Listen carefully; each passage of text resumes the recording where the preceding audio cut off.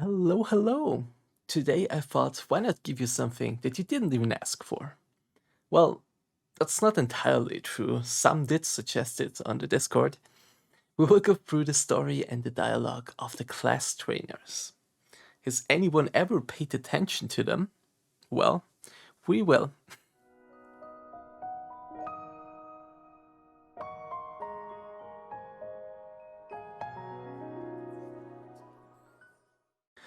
We start out in Poeta, where we find the warrior trainer Kunandes. When you talk to him, he asks, "Have you been training? Soon you will be ready for the Damino forest." I would head there myself, but my injuries make me too weak. It's best for me to stay here and train the fledglings. Supposedly, he was an excellent mercenary, but due to an ankle injury, he now works as an instructor for new recruits. Let's move on to the next one. The next one on our list is Gilden, the scout trainer. He says, "Think you have what it takes to become a scout? Our abilities are based on three principles: initiative, accuracy, and agility. Each must be mastered if you wish to progress." There is sadly not much to say about Gilden, because we don't know anything about him, except his earlier name was Auron, but for some reason they changed it. Now the third one is kinda weird. It's Kagas, the priest trainer. He stands in the nobelium of Akari's village and is a lover of liquor. He is always drunk. That's literally his personality. He is drunk. His voice lines definitely show that, even though I honestly never paid attention to it.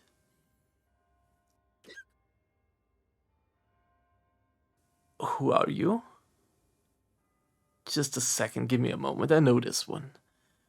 You're here to buy a manual, right? We have just about every manual a priest might use. Nice to meet you. Nice to meet you. Nice to meet you. Now we come to the probably most interesting class trainer in Poeta, Esera, the Mage trainer. Her dialogue is pretty interesting in my opinion, so let's go over it. She says, "A skilled mage is a being at one with the ether around them. Respect the etheric energies around us and they will give you power, even if you aren't one of the ascended few. Wielding magic really isn't that difficult. I'm not Deva, but still I can manipulate the ether and summon fireballs and sheets of ice. The villagers think me some kind of genius, but I've seen a sorcerer at work. I know the true potential that ether has for the Devas of this world, and how limited my merely human abilities are in comparison." As the player asks now, merely human, Esera answers, "Exactly. The Ascended were all human once, but have become so much more after receiving their blessing. Just imagine the potential gained simply through the process of ascension. Perhaps I will be chosen one day and show the other villagers what true magic is." Then the player says his farewell with, "Always remember who you are." Which is also a nice little touch, I feel like, because at our ascension, Eucleus also says something similar.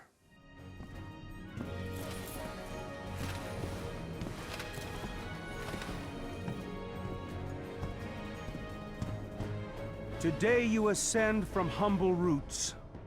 May those roots not be forgotten, as the light of AION leads you to your destiny. So even though she's only a human and did not ascend, she can manipulate ether and wield magic, which is very impressive. I really wish they would have gone further with that in the future, letting her become a Deva and a powerful sorceress in a future patch, but sadly this is not the case. Now that were the class trainers in Poeta. So let's move on to Sanctum now, where this gets even more interesting.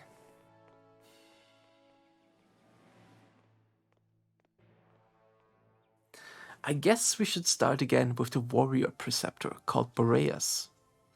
His dialogue is, "Hail Deva, Boreas is my name. In Lord Nezican's name I stand guard over Sanctum, and share my knowledge with those who would join me in defending our great city. What is your business with me?" Even though it is not surprising, him mentioning Nezican and his connection to Nezican is a nice little touch, which the other class preceptors also follow to a lesser extent. We do not know more about Boreas and his background, but maybe something interesting to mention here would be that his name Boreas is the name of the Greek god of the cold north wind, storms and winter. However, let's move on to Jumentis, the scout preceptor. Talking about him may take a bit longer because he has some interesting involvements, which is not very surprising because nobody can compare to him when it comes to studying poisons. But first, he greets you with, "Faith in arms. May Lord wisely guide your footsteps." Listen, do you smell something? It's dried moonflower roots. You don't like the smell? It's understandable that poison has a bad reputation. Most people don't understand the good it can do. Taken in very small doses, many poisons have a medicinal effect. If you know what you're doing, you can administer poison as a purgative, driving out even worse contamination from the body. Our Seraphim Lord of Liberty, Basil, never forbade us from studying or using poison. Significant, don't you think? Which is probably something that you would expect to hear from him. But the interesting part here is his involvement in multiple of the Ilios campaign quests. But for now we only talk about two of them. Number 1, source of pollution, and number 2, something in the water. In Source of Pollution, the first quest, the Tolbos forest in Verteron was becoming horribly contaminated. We as the player got a sample and brought it to multiple people in Sanctum, including Jumentis, but in this case, more importantly, to a man named Quintus, from which we first heard of Meslamteda's blood. Meslamteda is the one of the Dragon Lords we know the least about. Just a little side note. I won't go into details here because I want to cover it more thoroughly in a future video. But this leads us to the second quest, Something in the Water. The quest has you help out at the Agairon village, where a lot of villagers are suffering from severe stomachache and fever. The brook has been contaminated with some kind of poison, so you get a sample of the contaminated water and bring it to Jumentis. He then says, the odor. It seems I've smelled this before. Oh my word. This is the poison called Meslamteda's blood. I see no way. It couldn't have spread naturally from Verteron to Eltnan, not across that huge desert. Well, don't worry too much about the illness. We have an antidote. The problem is how the same contaminating material appeared at 2 geographically separate places. We need to keep a constant watch on this problem. Which now brings into question, what is Meslamteda's blood? Well, I will gladly explain that in a future video. Who knows if it's only Verteron and Eltnan? Maybe we know someone named Chairman Garnus or so that could possibly have been involved in some kind of way as well. However, that's the short version of Jumentis and his backstory. Let's move on to a lighter topic. Thrasymedes, the priest preceptor. He greets you simply with, "Eustiel bless you." While Thrasymedes is also involved in some quests like the Lephorist poison research, he is much less involved into the story than Jumentis. But just like Boreas, the warrior preceptor, his name, Thrasymedes, is also mentioned in Greek mythology. Thrasymedes was a prince of Pylos and a participant in the Trojan War. With everyone else covered, it only leaves Charna, or Charna, the Mage Preceptor. And that one was pretty disappointing. The only thing she says is, "What's your pleasure, Templar?" Calling you by your class name, obviously. Nobody knows anything about her.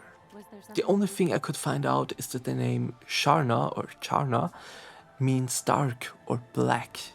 And she seems to be the complete opposite of that. So I don't think that holds any weight here. Unless...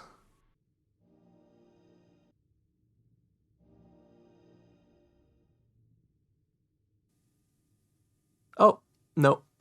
She is safe. But honestly, the only dark thing here is her weapon. A dark glowing tool, which we also know nothing about. But that's honestly all there is to it. So we will leave it here. I do know that there are more Class Preceptors on the Ilios side, and obviously we haven't even started with the Asmodean side. But I think covering 8 of them makes a good first video to not drag it out too long, and also to see how you guys like these videos about some of the NPCs.